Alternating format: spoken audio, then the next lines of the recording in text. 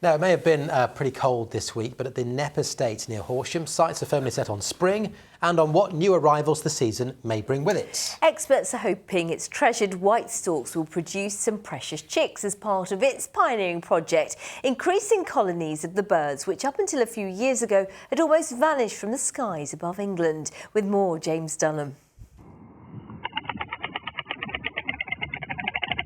In white stork world, that clacking noise is a sign of potential flirting between Bartek and Anya, the lovebirds back together for the 5th year in a row following months apart.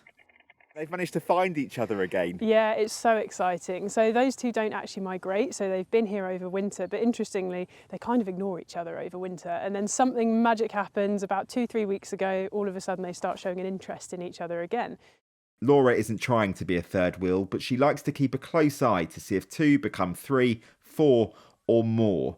The pair, who are originally from Poland, have produced 11 babies since 2020. They are more than 100 chicks to fledge at Knepp as part of the estate's vital programme to increase populations of the species, which has dramatically declined because of hunting and draining of wetlands.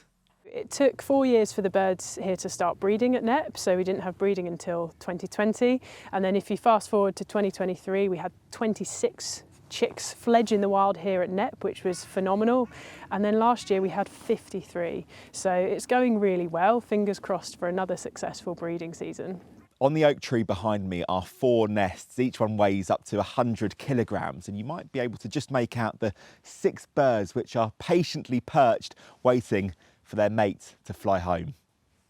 Love knows no distance, and some are expected to travel back from as far as North Africa, while this muster, which are non-flyers following accidents with power lines and roads, act as a magnet for wild birds, with volunteers helping to care for the grounded creatures.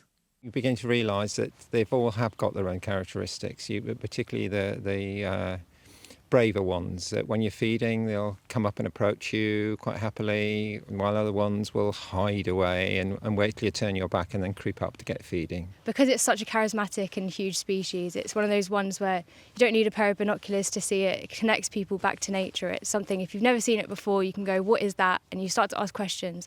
Why did we lose this bird, and how can we get this back, and how can we protect wetlands in general and make sure that they thrive? I'm hoping for over 60 fledglings this year. That's possibly quite a conservative number, but anything can happen. The once endangered white stork is seen as a symbol of luck. Its fortune in England appears positive.